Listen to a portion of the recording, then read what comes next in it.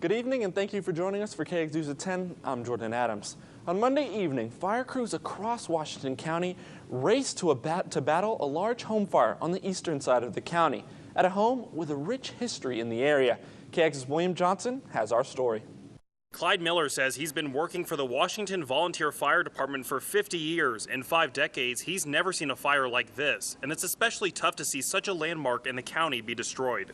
It dates back way back then, and it's always a sad thing to me to see somebody lose a piece of property. The centuries-old Washington property caught fire after 4 on Monday afternoon. Miller says the harsh winds in the older parts of the home only spread the fire faster than they expected. Despite their fight, there wasn't much they could do once the elements took over. It had already taken hold, you know, and you got to realize this house is over 120, 30 years old.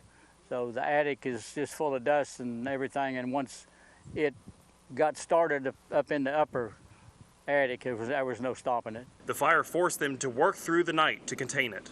The chief says the fire started on Monday and it took them over 7 hours to contain the fire, and yet you can see there's still smoke coming up from the ground here on Tuesday. Thankfully, Miller says they were able to receive more help from first responders across the county and in other areas, all in an effort to battle the blaze. We never had any lack of help,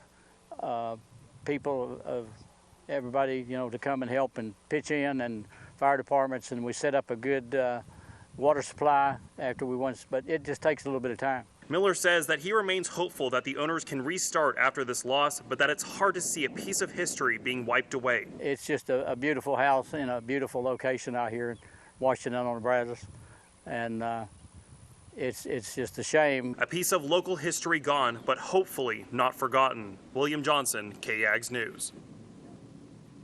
Thank you, William. The chief says no one was at home at the time of the fire, and they haven't determined the exact cause behind the fire.